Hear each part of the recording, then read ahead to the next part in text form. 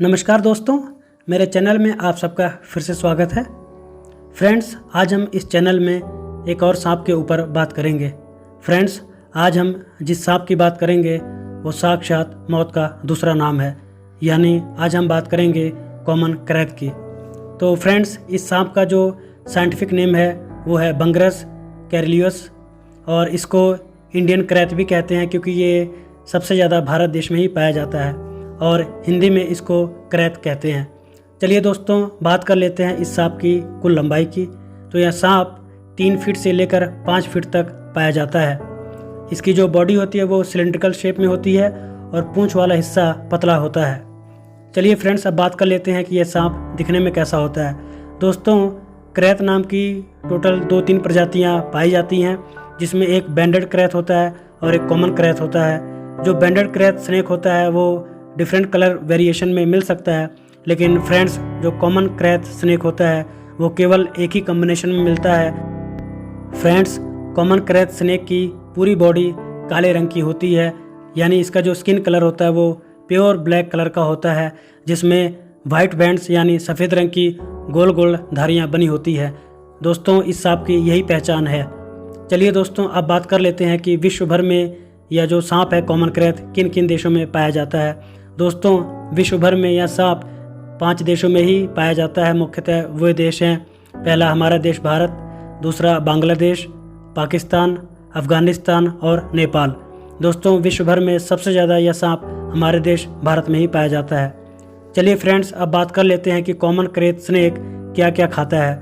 दोस्तों, इसके फूड में हैं ब्लाइंड वर्म्स और दूसरे छोटे सांप, चूहे, मेढक और छिपकलियाँ। फ्रेंड्स, अगर बात करें इसकी प्रजनन की, तो इसका जो मेटिंग सीज़न होता है वो मार्च से लेकर मई के बीच में होता है, जिसमें जो फीमेल कॉमन क्रैत स्नेक होती है वो 8 से 12 अंडे देती है और लगभग 60 दिन के बाद इन अंडों से बच्चे निकल जाते हैं।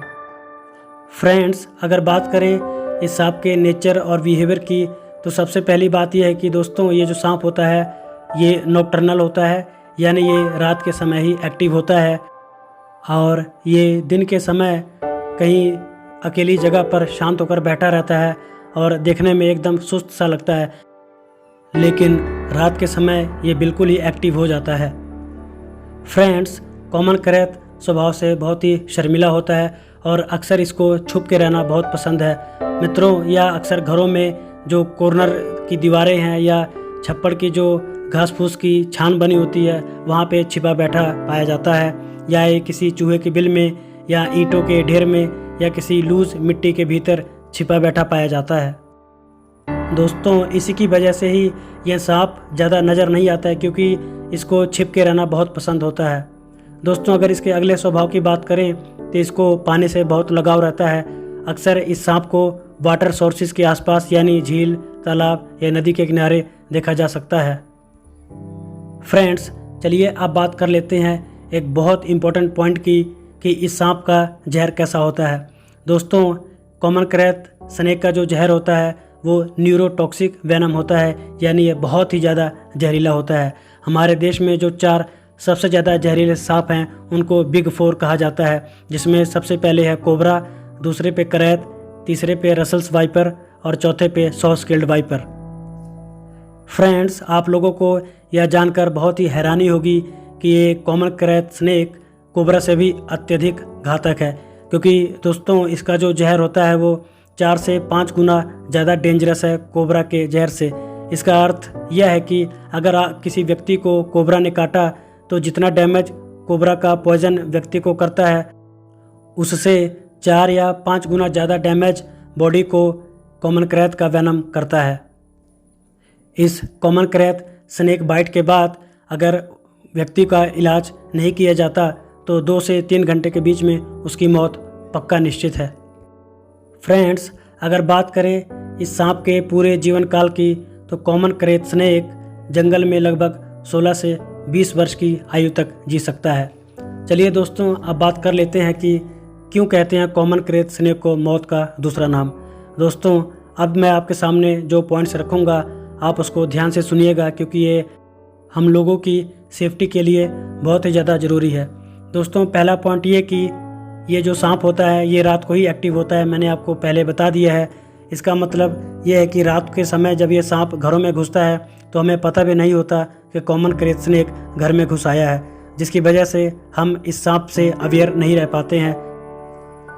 दोस्तों, जो दूसरा इम्पोर्टेंट पॉइंट है वो ये है कि जब ये सांप काटता है तो बिल्कुल भी दर्द नहीं होता। व्यक्ति को ऐसा लगता है कि किसी चींटी या मच्छर ने काटा है। इसी लापरवाही की वजह से जब इस सांप का जहर पूरे शरीर में फैल जाता है तब वो तुरंत व्यक्ति की जान ले लेता है।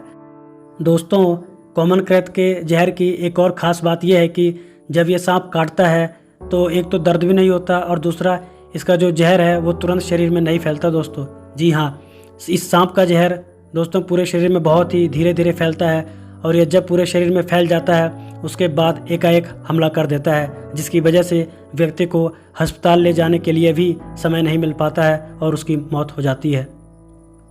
दोस्तों, ये सांप मानव जाति के लिए और ज़्यादा खतरनाक इसलिए हो जाता है क्योंकि इस सांप को हमारे इंसान की जो पसीने की स्मेल होती है या हमारे बिस्तर या कपड़ों की स्मेल होती है उसकी वजह से यह सांप बहुत ही अट्रैक्ट होता है और यह हमारे घरों में घुस आता है। फ्रेंड्स, हमारे इंडिया में जिस सांप के काटने से सबसे ज़्यादा मौत होती है वो सांप है रसल्स वाइपर, और दूसरे नंबर पे जो सांप सबसे ज़्यादा मौत का कारण है वो यही कॉमन क्रेथ स्नेक है। फ्रेंड्स, आजकल वैसे भी बरसात का सीज़न शुरू होने वाला है।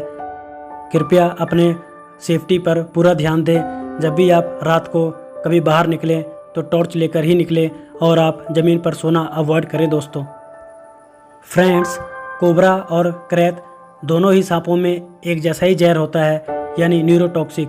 कोबरा में भी जो जहर पाया जाता है वो न्यूरोटॉक्सिक होता है और कॉमन क्रेथ में भी जो जहर पाया जाता है वो न्यूरोटॉक्सिक होता है। पर दोस्तों, मैंने आपको बता दिया कि कॉमन क्रेथ का जो जहर है वो कोबरा से ज़्यादा ही डेंजरस है।